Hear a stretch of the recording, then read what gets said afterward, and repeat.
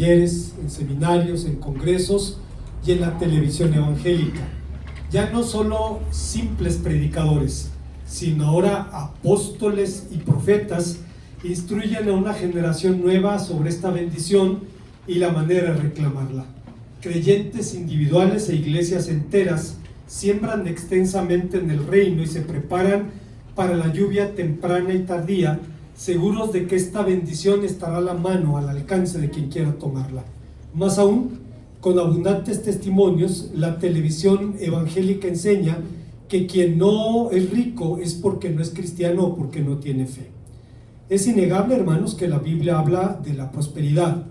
La promete al creyente anónimo. En el Salmo 1:3 dice que al hombre de fe, al creyente, todo lo que hace prosperará. La promete al hombre de renombre. La prometió a Josué cuando se preparaba para la hazaña de su vida, la conquista de la tierra prometida. En Josué 1:9 el Señor le promete esto: bendice al joven como bendijo a José en la tierra de Egipto, Génesis 39:3, y bendice también al anciano como bendijo al siervo de Abraham en su viaje a la tierra de Harán, según Génesis 24:31.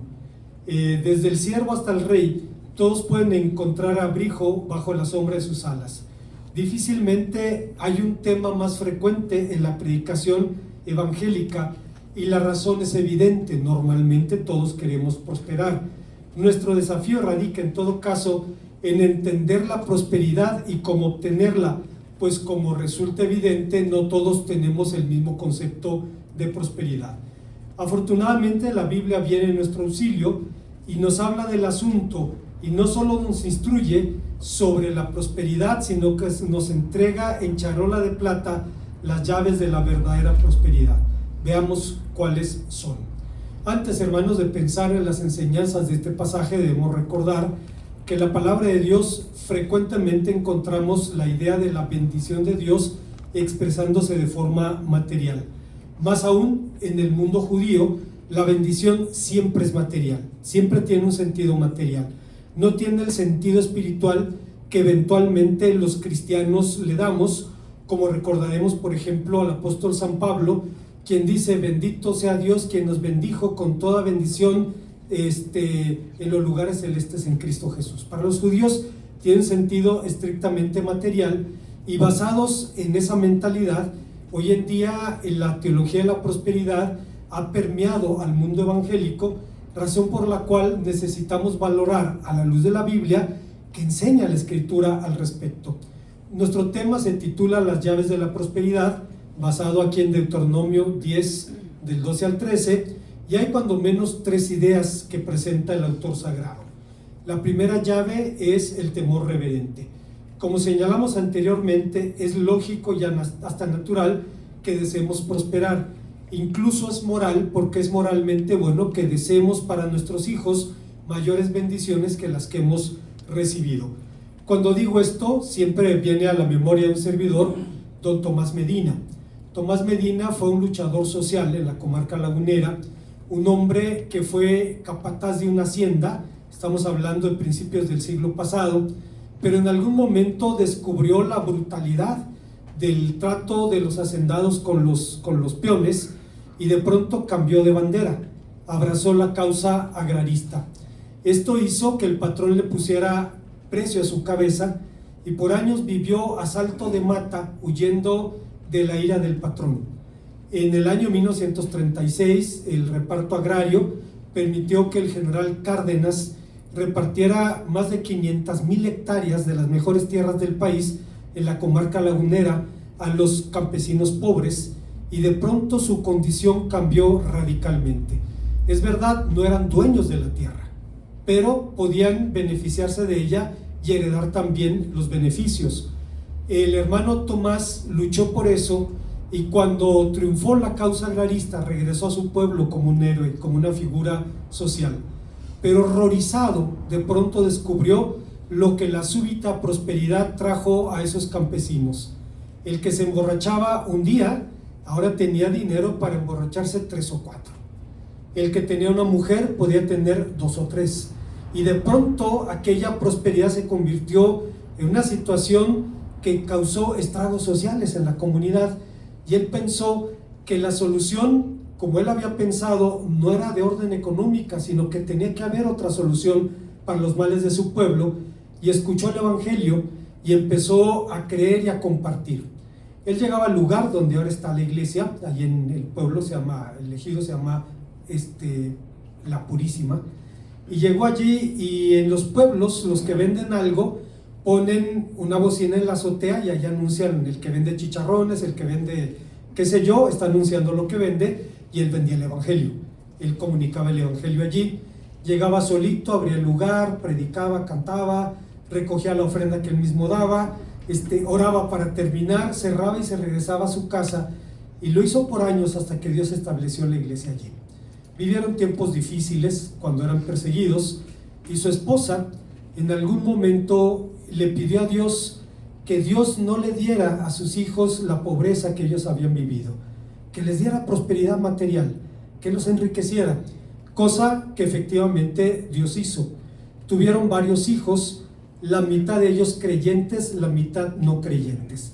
Los creyentes vivían desahogadamente, tenían para vivir decentemente. Los no creyentes se enriquecieron, pero con vidas familiares destruidas, matrimonios destruidos, familias disfuncionales, y en algún momento la hermana Medina pensó: me equivoqué en mi petición, debí pedirle a Dios que los prosperara en sus caminos, y que si ellos prosperaban en los caminos de Dios, Dios iba a prosperarlos también materialmente, porque Dios no se queda con nada, porque Dios no nos quiere franciscanos viviendo de día en día, sino que su voluntad está en bendecir a los suyos.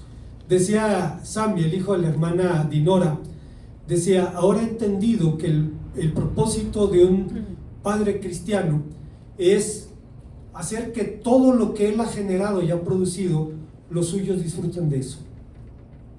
Dice: no es enriquecerte para ti mismo, es para que los tuyos disfruten de esa bendición, porque es lo que hizo Dios cuando creó al mundo, nos puso en él para que disfrutásemos de su buena obra. La hermana entendió: si le hubieran pedido a Dios que los prosperara en sus caminos, Dios los prosperaría también materialmente. Hay entonces en este texto tres ideas. La primera es la llave del temor reverente. Decíamos que es lógico y natural desear prosperar y que a nuestros hijos les vaya bien, que lo que nos ha ido a nosotros. En todos los ejemplos que mencionamos antes en la Biblia, el verbo traducido como prosperar es tan gráfico que describe a alguien que ha triunfado, que ha alcanzado el éxito. Se le emplea unas 65 veces en el Antiguo Testamento con diferentes traducciones, pero curiosamente el verbo prosperar no se encuentra en nuestro texto. En su lugar está la expresión para bien tuyo o para bien de ti, que en este caso significa exactamente eso, prosperar. Pero no siempre los destinatarios de las promesas de prosperidad son individuos particulares. Destinatario de esa promesa es el pueblo de Israel en su conjunto, Deuteronomio 29:29. Es el siervo sufriente, dice 53:10, quien dice que verá el fruto de la aflicción de su alma y quedará satisfecho. Es la propia palabra de Dios que, según Isaías 55:11, Dios envía para que sea prosperada y haga todo lo que Dios quiere. Esto nos lleva a hacer una precisión. En todos los ejemplos anteriores, la prosperidad tiene un sentido teológico, es decir, define al que ha alcanzado el éxito en el cumplimiento de la voluntad divina. Prosperidad define la bendición de Dios al que hace su voluntad, y quizá el mejor ejemplo, uno de los mejores ejemplos que encontramos en la Biblia al respecto, es la vida del patriarca José. Usted sabe que fue vendido como esclavo teniendo 17 años, pero dice la Biblia que Josué fue varón próspero en la tierra de Egipto, y lo describe así porque prosperó todas sus obras en Egipto, en la casa de Potifar, en la cárcel del faraón y en la administración pública, pero siempre lo hizo en un papel subordinado. Nunca fue el dueño del negocio, nunca fue la cabeza. Curioso, porque del abuelo del patriarca, de su abuelo el patriarca Isaac, la Biblia dice y sembró aquella tierra y cosechó aquel año 100 por 1, y le bendijo el Señor, y el varón fue enriquecido y fue prosperado, y se enriqueció hasta hacerse muy poderoso. De su padre Jacob, la Biblia dice, se enriqueció muchísimo, tuvo muchas ovejas, siervos, siervas, camellos, asnos, pero no dice una palabra sobre los haberes materiales del patriarca José. Aunque Faraón le declaró: estarás sobre mi casa y por tu palabra se gobernará mi pueblo, y solo yo seré mayor que tú en el trono. Aunque el Faraón le dio su collar y su sello real y ordenó que todo Egipto doblara su rodilla delante de él, la Biblia no dice una palabra sobre su riqueza personal. Es claro que Dios mide la prosperidad con su propia vara. Por supuesto que leer sin mayor análisis, prestarás y no pedirás prestado, que el Señor te ponga en primer lugar y no en último, y que siempre estés por encima de los demás, como dice Deuteronomio 28:13, puede producir en muchos el mismo resultado fatal, al menos para su fe, de quienes tarde o temprano se ven desilusionados con la supuesta fe que tenían en que Dios los iba a enriquecer. En contraste, Dios puede prosperar al siervo siendo siervo. No tiene que ser cabeza para ser prosperado, puede ser prosperado como cola. ¿Cuáles son entonces las llaves de la prosperidad? La primera de ellas es el temor del Señor.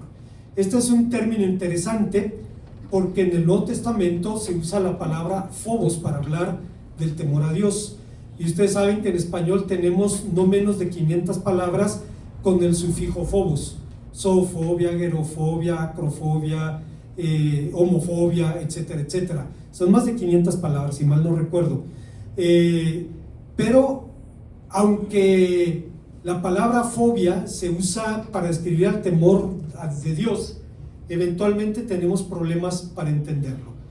¿Qué es el temor de Dios?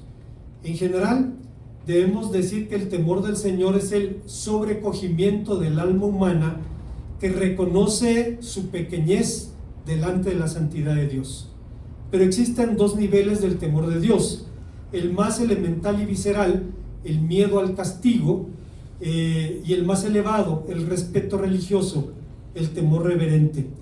Curiosamente, los sabios de Israel dicen: todas las cosas están en las manos de Dios excepto el temor de Dios. En otras palabras, dicen que esa es la parte que nos corresponde.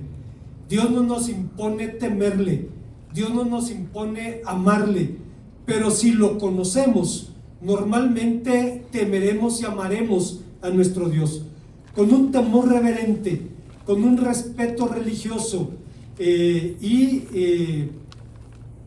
esto en respuesta a los dos únicos motivos por los que adoramos a Dios. Nada más hay dos motivos: lo que Dios es y lo que Dios hace. Ahí incluya todo lo que usted quiera: sanidad, provisión, lo que usted quiera. Es lo que Dios es y lo que Dios hace. Es la razón también por la que David decía en el Salmo 34:9: temed al Señor vosotros sus santos, pues nada falta a los que le temen. Yo no sé si usted ha pasado malos tiempos económicamente. Creo que todos pasamos en algún momento de nuestra vida por situaciones así, pero no nos quedamos sin comer. Y el día que pensaba que tenía menos, come mejor. O sea, Dios es así. Dios abre su mano. Esto nos lleva a la segunda idea del texto. El texto nos habla de la llave del amor obediente. La segunda llave es el amor al Señor.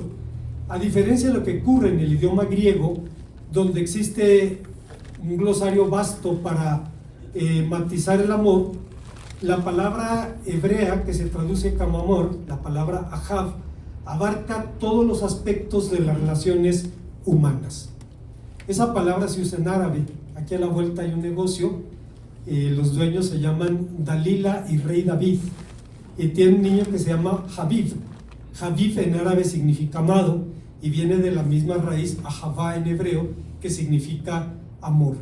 En griego hay varias palabras para amor: agape, filos, eros, storge. en hebreo nada más hay una, pero abarca el espectro total de las relaciones humanas. Define igualmente relaciones afectivas, relaciones fraternales, relaciones conyugales y familiares, y la propia relación con Dios. A fin de ejemplificar su amor, Dios apela entonces en la Biblia a las interacciones humanas. Un amigo querido es mi amado. En Isaías 5:1 tenemos un pasaje muy interesante. El profeta Isaías dice al pueblo de Israel, seguro en la plaza o en el mercado o incluso en el templo: Ashirana, déjenme cantarles una canción de amor.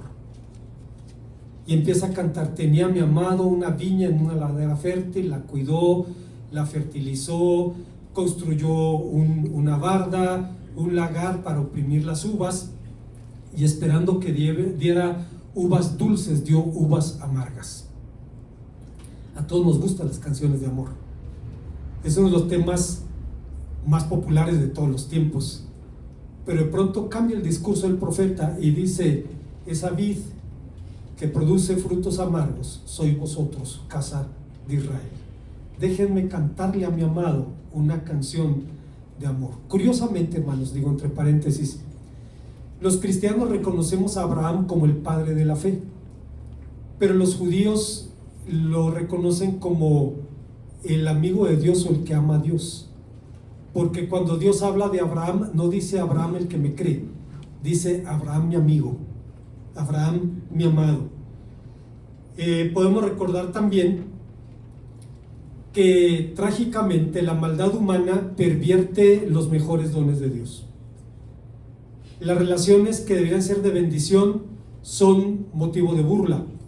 Y recuerdo un tipo que decía: era como ver a mi suegra que se iba a un precipicio en mi carro nuevo, decía. No le preocupaba la suegra, le preocupaba el carro.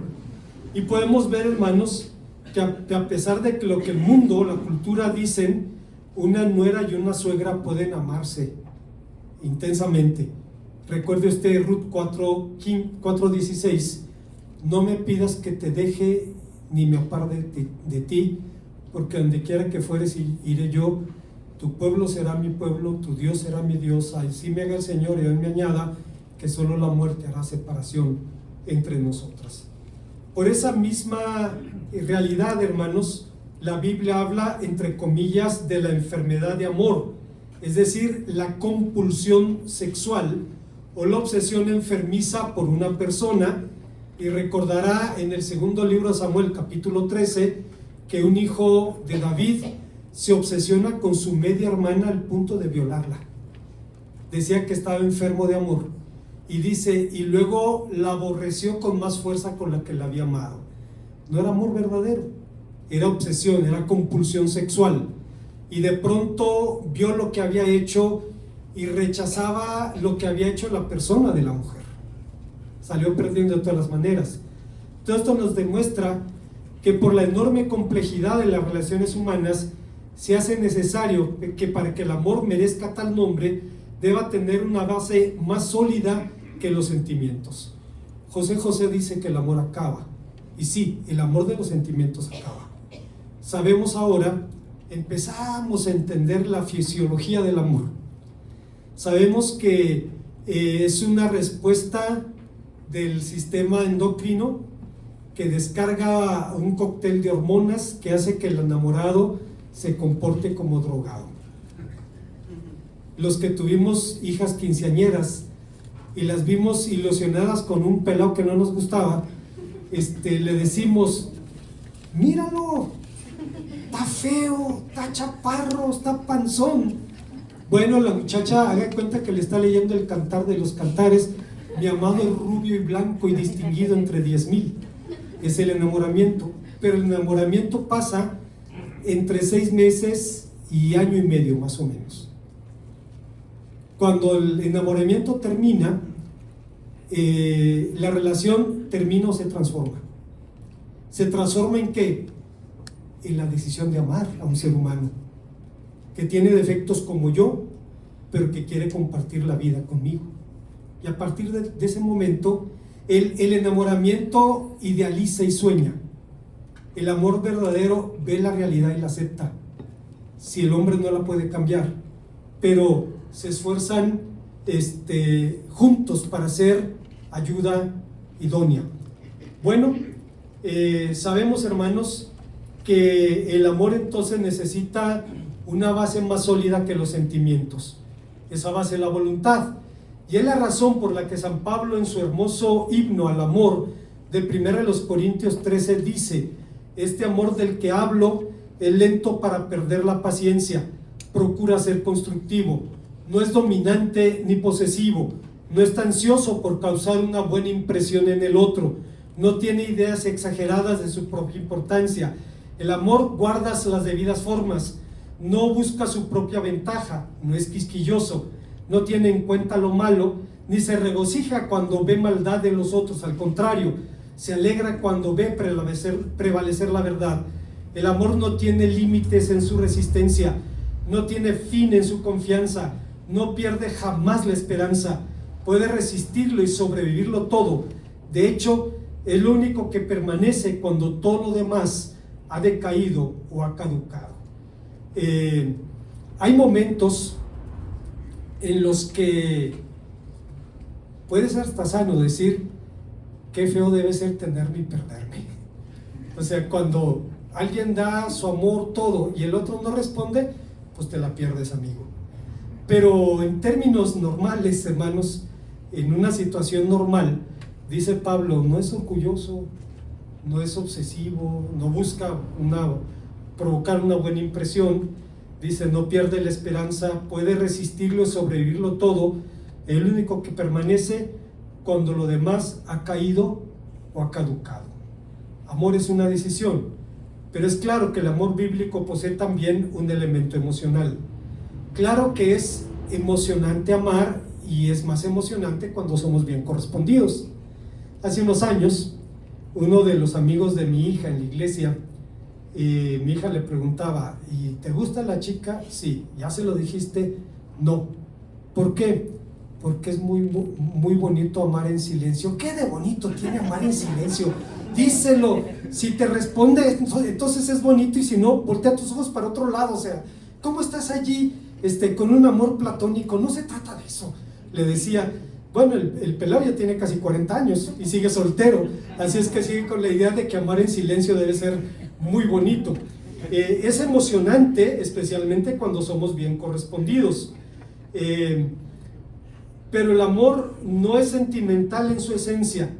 ¿No es acaso lo que Dios dice cuando declara por medio del profeta Jeremías: con amor eterno te he amado y por tanto te prolongué mi misericordia? Misericordia en la Biblia no es un buen sentimiento o una buena intención, sino actos de amor que se concretan en la redención. Esto significa que el amor condiciona las actitudes y los hechos de Dios y se materializa en la gracia con la que trata a su pueblo. ¿Cómo amar entonces a Dios en el marco de la promesa de la prosperidad? El amor de Dios se vive en la obediencia a sus preceptos. El amor a Dios solo se demuestra haciendo su voluntad.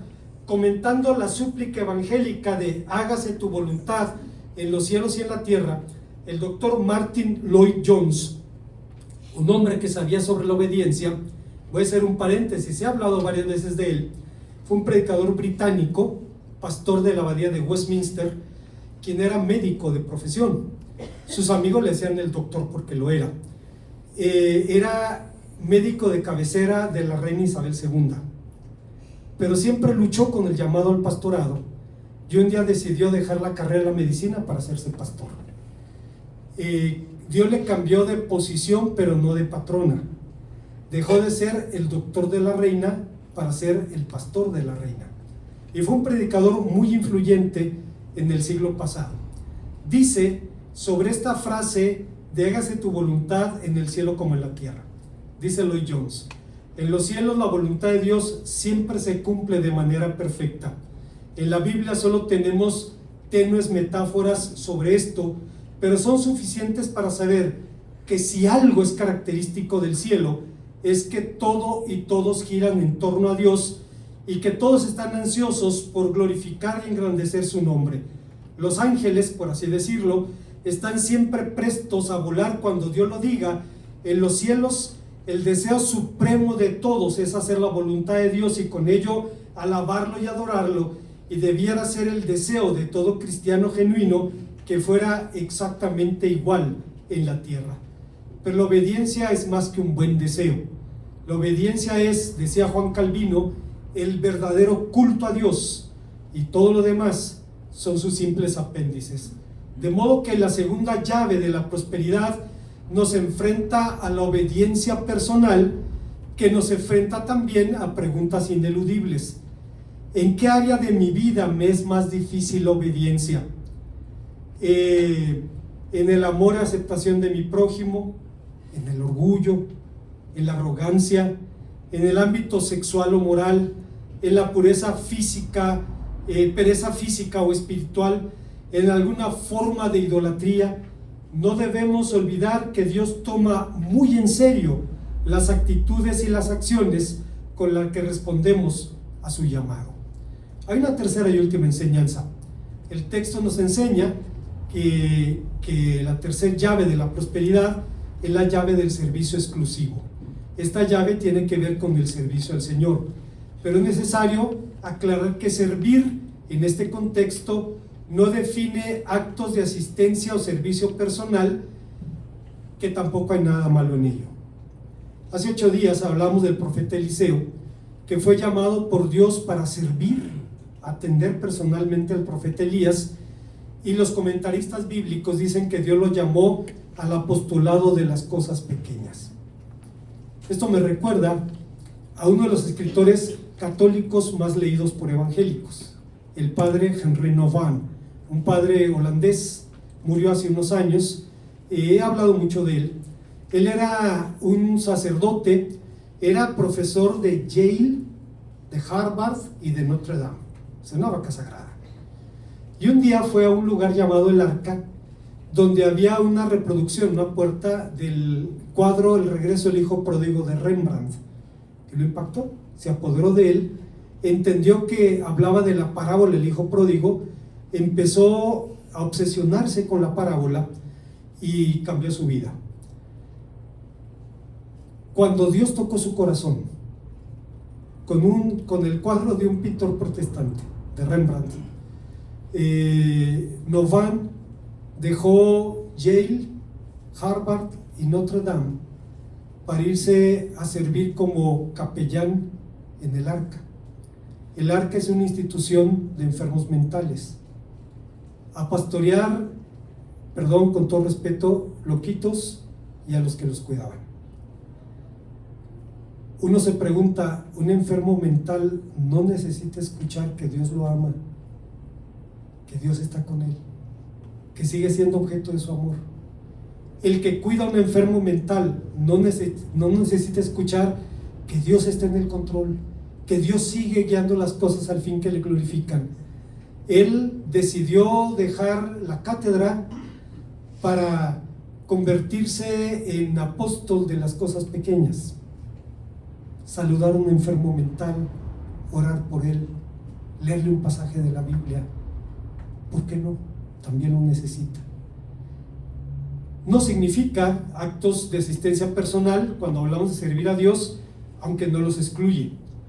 No tiene un sentido ministerial como cuando hoy decimos fulano de tal lleva 40 años en el ministerio.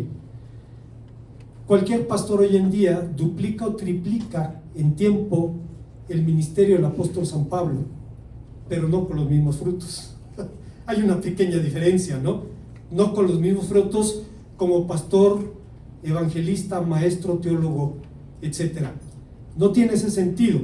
Tampoco describe la participación en los actos del culto, pues aunque en la Biblia al culto se le llama servicio, como le llamamos nosotros ahora, aunque reprochaba a Israel que había servido a ídolos, sacrificando a sus propios hijos, el servicio a Dios no es algo esencialmente litúrgico. Cuando servir alude a Dios, al Dios verdadero, significa esencialmente optar por Él, elegirlo y declararlo como la razón, la meta, el motor del culto y de la vida misma. Y esa fue justamente la idea que Josué expresó en su discurso de despedida en Siquem. En la mañana, hermanos, platicaba con la hermana Mari Carmen y me comentó acerca del concierto que tuvieron Isaí, Andrea, todos los chicos que estuvieron allí tocando con la hermana, y decían que en los últimos años siente carga por compartir lo que aprendió. Dice, porque los años que nos quedan son menos que los que teníamos cuando estamos jóvenes, y sabemos que tenemos que compartir lo que Dios nos dio. Y es verdad, a final de cuentas la vida se trata de eso. Decía Sami, el hijo de la hermana Dinora Prieto, decía: he entendido que la tarea de un hombre cristiano es hacer que todo lo que Dios le permitió hacer lo disfruten los suyos, porque es lo que Dios hizo con nosotros. Creó al mundo y nos puso en él para que disfrutásemos de su obra. Entonces, es verdad, la idea es que los demás participen de aquello que Dios nos dio. Así es que imagine usted a un hombre de 110 años, todavía hablaba bien, caminaba bien y veía bien, pero sabía que sus días estaban llegando a su fin. Convoca a la nación en Siquem y les dice: y si mal os parece servir al Señor, escogeos a quien sirváis, hoy a quien sirváis, si a los dioses a quienes sirvieron vuestros padres cuando estaban al otro lado del río, o a los dioses de los amorreos en cuya tierra habitáis, pero yo y mi casa serviremos al Señor. El pueblo dice: al Señor tu Dios serviremos. No, piénsenlo bien, Dios es un Dios celoso, no tolerará sus transgresiones. No, sino que al Señor tu Dios serviremos. Y esa generación y la siguiente sirvieron al Señor. La primera generación vio y oyó las maravillas de Dios. La segunda generación no vio pero oyó.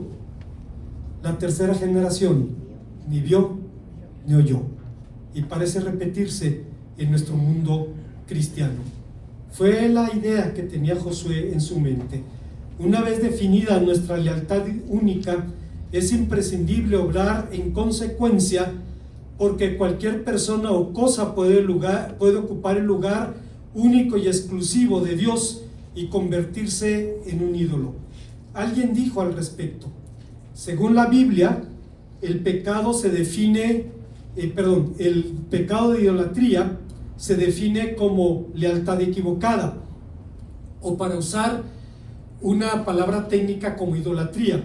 El pecado es simplemente otra palabra que significa lealtad a un Dios falso.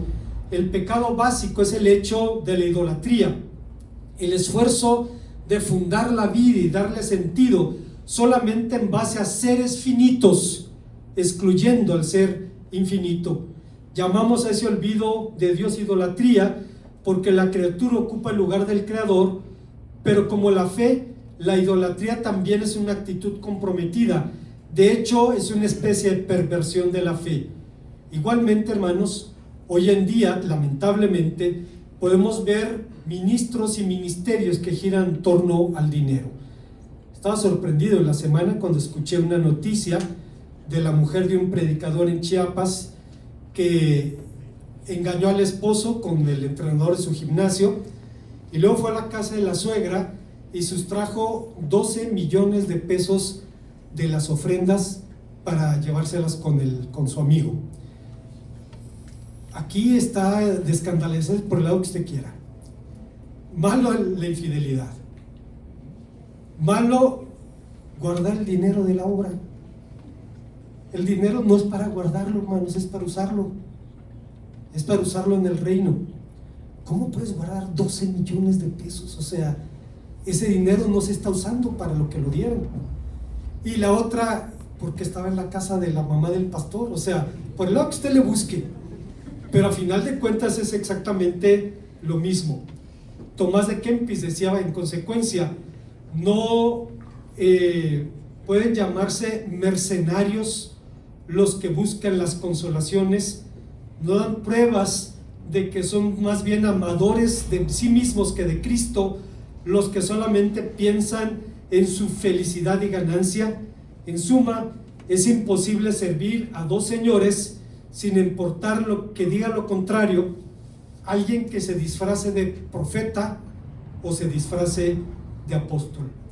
Como conclusión, cuando preparaba esta reflexión, vino a la memoria un servidor el cuadro del pintor español Diego Velázquez, conocido popularmente como Las Lanzas o La rendición de Breda. En dicha obra se representa al general protestante Justino de Nassau entregando las llaves de Breda al comandante católico Ambrosio de Spinola. Creo que quien conozca esta pintura estará de acuerdo, es que es una obra poderosa. Difícilmente podemos describir su magnificencia, su asombrosa minuciosidad y su aire triunfalista. Una vez que España conquistó la ciudad de Breda, pudo proyectar su victoria en ese cuadro porque era la derrota de los reformados en Holanda. Pero a la larga, España perdió la guerra. Las llaves de Breda le sirvieron de muy poco, pues no solo perdió a Breda, perdió a Holanda entera. Creo que eso mismo puede suceder con la doctrina de la prosperidad, sus vacas sagradas y sus seguidores ingenuos, porque el Señor Jesús dice en Mateo 16:26, ¿qué aprovechará el hombre si ganare todo el mundo y perdiere su alma? Es necesario entonces esforzarnos en demostrar que no es necesario esforzarnos en demostrar que el materialismo es un valor supremo en nuestra cultura, que ni siquiera los círculos cristianos son inmunes a verlo como el sumo bien de la vida. La doctrina de la prosperidad es la versión religiosa del sueño americano. Recuerdo a un predicador norteamericano, R.C. Sproul, quien en alguna ocasión dijo: cuando el cristianismo era judío, era la comunidad del Mesías. Cuando se hizo griego, se convirtió en la doctrina, en la academia de la verdad. Cuando se hizo romano, se convirtió en una institución de ley y de orden. Cuando se hizo europeo, se convirtió en una cultura. Y cuando se hizo norteamericano, se convirtió en un negocio. Y creo que es verdad. Entonces no es necesario esforzarnos para demostrar que el materialismo es el supremo bien de nuestra cultura. Ni siquiera los círculos cristianos somos inmunes a eso. Es necesario entonces revisar nuestra lealtad, porque como decía Martín Lutero, es posible ser un fiel miembro de la iglesia y aún así ser un idólatra. Él decía: muchos creen que tienen a Dios y lo que necesitan cuando tienen bienes y cuando tienen dinero. En Él confían, de Él se jactan tan inflexiblemente y con tanta seguridad que no se preocupan de nada más. Estas personas tienen su propio Dios, el dinero y los bienes materiales.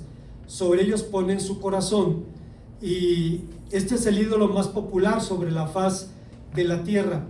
Quien tiene dinero y posesiones se siente en total seguridad, está feliz y sin ningún temor, como si estuviera sentado en el mismo paraíso. Por lo contrario, quien no tiene nada duda y se deprime como si no tuviera ningún Dios.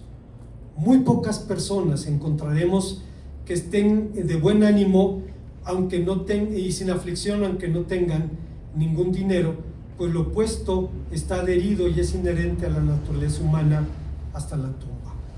Las llaves de la verdadera prosperidad, de la prosperidad de Dios, que por cierto no excluye la prosperidad material. Dios no se queda con nada, hermanos. Dios no se queda con nada. Yo no sé si un día usted se ha sentado en su casa y ha volteado a ver lo que tiene y se ha preguntado: ¿de dónde salió todo esto? Y puede decir, de la mano de Dios, de la generosidad de Dios, poco, mucho, no importa. O sea, lo que tenga está allí, la vida misma, el sustento, el abrigo, cada cosa buena viene de la mano de Dios, quien hace llover sobre justos e injustos y hace salir el sol sobre buenos y malos. La verdadera prosperidad, que no excluye los bienes materiales, sus llaves son el temor reverente, el amor obediente y el servicio exclusivo. Esas llaves abren las puertas de la gracia y nos dan el acceso al tesoro más grande que podemos anhelar en este mundo. El salmista lo dijo, Salmo 75, 25: ¿a quién tengo yo en los cielos sino a ti? Y fuera de ti nada deseo en la tierra. En contraste, las llaves de la falsa prosperidad, la prosperidad idolátrica, cierran las puertas de una prisión que atrapa a miles de incautos. Pero en esto del engaño siempre hay un grado de corresponsabilidad.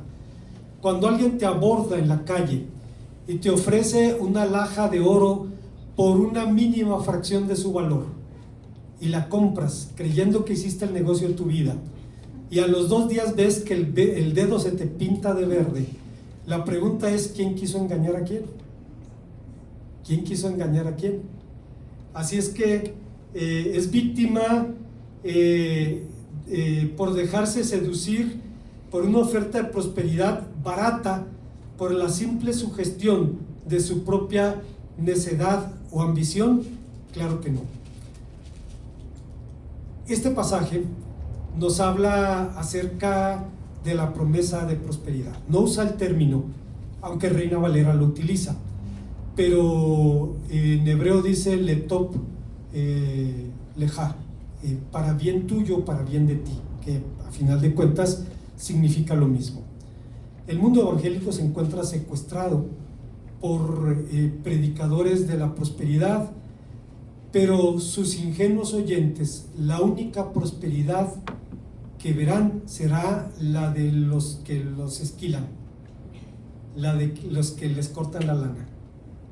Va a ser la única prosperidad que usted va a ver.